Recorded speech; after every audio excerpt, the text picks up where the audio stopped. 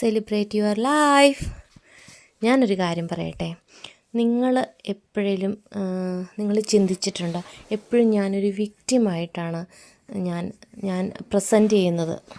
എനിക്ക് മാത്രം എന്താ ഇങ്ങനെ വന്നത്, എനിക്കെപ്പോഴും എന്താണ് ഇങ്ങനെ വരുന്നത്, ഞാൻ പണ്ട് തൊട്ടേ ഇങ്ങനെയാണ്, അങ്ങനെയൊക്കെ നിങ്ങൾക്ക് തോന്നിയിട്ടുണ്ടോ?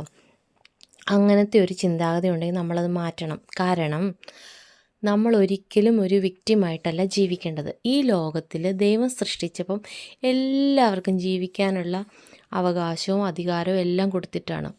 അപ്പം നമുക്കും നന്നായിട്ട് ജീവിക്കാനും ഹാപ്പിയായിട്ട് ജീവിക്കാനും സന്തോഷിക്കാനും നമുക്കിഷ്ടമുള്ളതെല്ലാം മേടിക്കാനും എല്ലാം നമുക്കും അവകാശമുണ്ട്. So don't be A victim, B A winner. Celebrate your life.